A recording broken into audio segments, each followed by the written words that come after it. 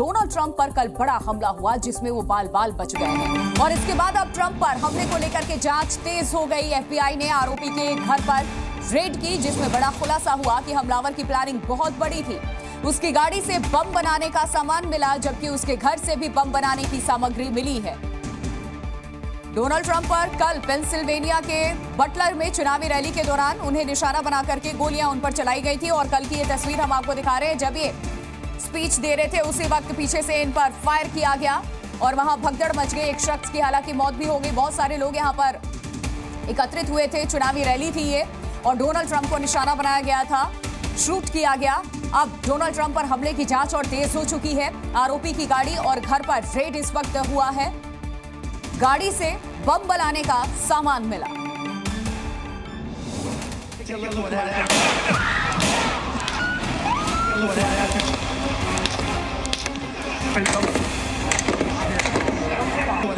America के राष्ट्रपति पद के उम्मीदवार डोनाल्ड ट्रंप पर जानलेवा हमले को लेकर सवाल लगातार उठ रहे हैं।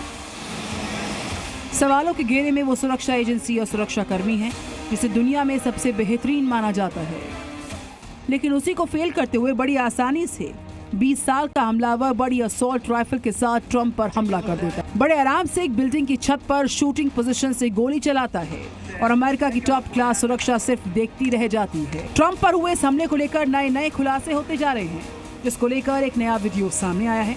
इस वीडियो में बाकायदा लोग हमलावर को देख रहे होते हैं कि वो एक बिल्डिंग की छत पर राइफल के साथ मौजूद है। साथ ही उसी बिल्डिंग के नीचे पुलिस भी है। लेकिन सबसे चौंकाने वाली बात यह है कि वो हमलावर को देख ही नहीं पाते। एक युवक तो इसका वीडियो भी बना रहा है, लेकिन जैसे ही वो वीडियो बनाना शुरू करता है तभी छत पर चढ़ा वो हमलावर ट्रंप पर गोली चला देता है। इसके बाद वहां पर अफरा तफरी मच जाती है। इससे पहले कई चश्मदीदों ने यह भी दावा किया था कि उन्होंने हमलावर को छत पर जाते देखा था और पुलिस को इस बारे में जानकारी भी दी थी। जिसके बाद अब ट्रंप समर्थक सवाल उठा रहे हैं कि जो खतरा वहां मौजूद आम लोग भाग गए वो सीक्रेट सर्विस क्यों नहीं पकड़ पाई। कैसे पूरी तरह हथियारों से लैस होकर हमलावर ट्रंप की रैली के इतने करीब छत पर पहुंच गया। क्यों आम लोगों को दी गई जानकारी को नजरअंदाज किया गया। हमलावर करीब 130 मीटर पर मौजूद था। ऐसे में रैली के आसपास के इलाके की अच्छी तरह जांच क्यों नहीं की गई। एक और बेहद हैरान करने वाली बात सामने आई है और वो ये है कि ट्रंप की रैली के वक्त मौजूद काउंटर स्नाइपर ने हमलावर को देख लिया था। वीडियो में देखिए, ट्रंप बोल रहे हैं और छत पर मौजूद सीक्रेट सर्विस के 2 स्नाइपर्स दूसरी तरफ निशाना साधे हुए हैं, लेकिन उनके कुछ करने से पहले हमलावर गोली चला देता है। लेकिन तभी स्नाइपर भी काउंटर अटैक करते हुए हमलावर को मार डाला। इस बड़ी चूक के बाद अब निशाने पर एफबीआई और सीक्रेट सर्विस है। एलन मस्क समेत कई ट्रंप समर्थकों ने सीक्रेट सर्विस के अध्यक्ष का इस्तीफा मांगा है, तो वहीं सीक्रेट सर्विस के अध्यक्ष को तलब किया गया। एफबीआई अब भरोसा दिला रहा है कि वो इस पूरी बात की तह तक जाकर रहेगा। आपको बता दें कि अमेरिका में पूर्व राष्ट्रपति की सुरक्षा की जिम्मेदारी सीक्रेट सर्विस के कंधों पर है, जो कि केंद्रीय एजेंसी है। और जहां ट्रंप पर हमला हुआ वहां भी सीक्रेट सर्विस के ही कमांडोज मौजूद थे। सीक्रेट सर्विस अपने सुरक्षा घेरे के पहले से ही जगह पूरी तरह खंगाल लेती है। जहां पूर्व राष्ट्रपति को जाना होता है, कहा तो ये तक जाता है कि सीक्रेट सर्विस एजेंट की नजरों से परिंदे के पर तक नहीं छिप पाते हैं। फिर ऐसे में एक हमलावर सिर्फ 130 मीटर की दूरी पर एक बड़ी राइफल के साथ कैसे इन कमांडोज की नजर से छिप गया, ये बड़ा सवाल बना हुआ है। ब्यूरो रिपोर्ट जी मीडिया। तो देखिए, जिस समय ट्रंप पर हमला हुआ उस समय वो कहां थे और हमलावर कहां था, और ट्रंप की सुरक्षा में तैनात स्नाइपर यानी कि जो निशानेबाज सुरक्षा कर्मी थे वो कहां थे।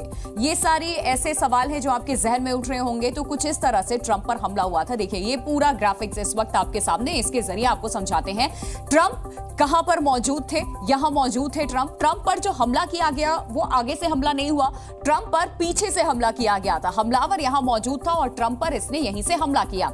130 मीटर की ये कुल दूरी थी जब ट्रंप को इसने निशाना बनाया।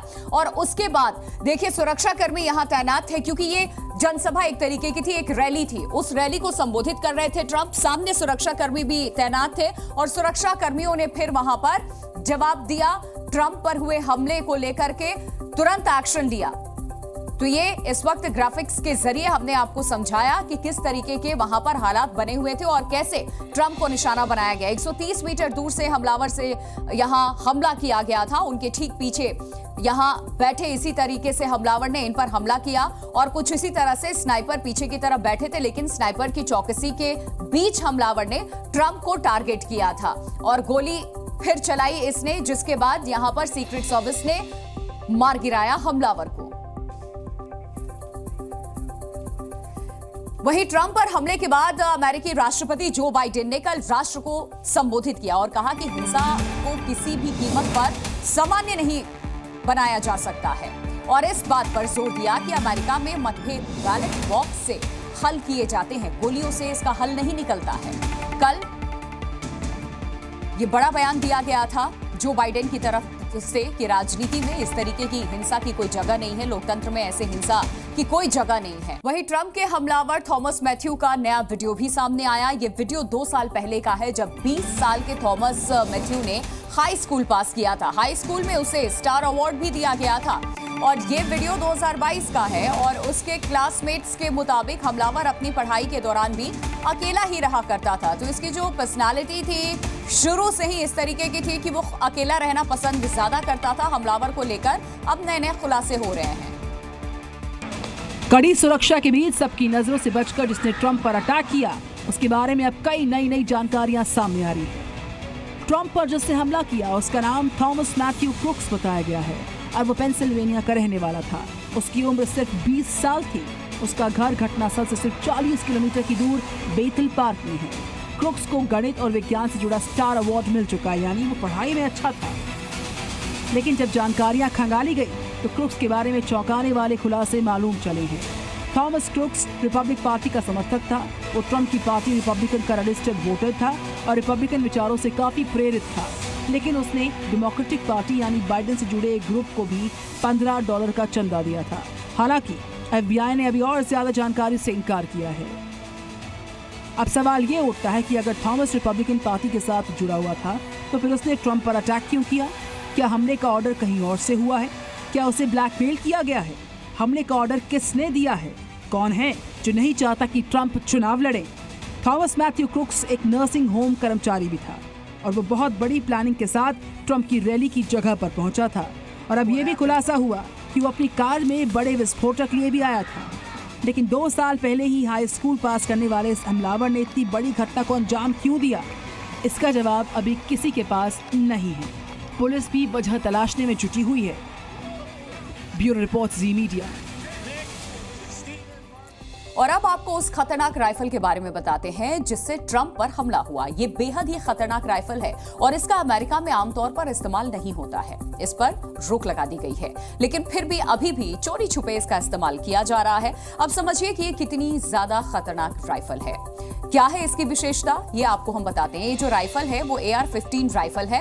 ये इस वक्त आपके सामने 2006 से अब तक 12 बड़े हमलों में ये शामिल हो चुका है और ऑटोमेटिक सेल्फ लोडिंग राइफल है। ये इसकी खासियत है 1950 के दशक में ये निर्मित हुआ और AR मतलब कि असॉल्ट राइफल। मारक क्षमता भी अगर इसकी हम बात करें 550 मीटर तक इसकी रफ्तार है। यहां से ये किसी भी टारगेट को हिट कर सकता है। 600 से 700 मीटर प्रति सेकंड की रफ्तार से इससे गोली निकलती है।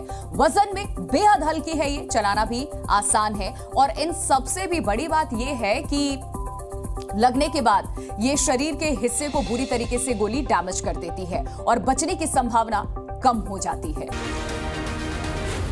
Z News।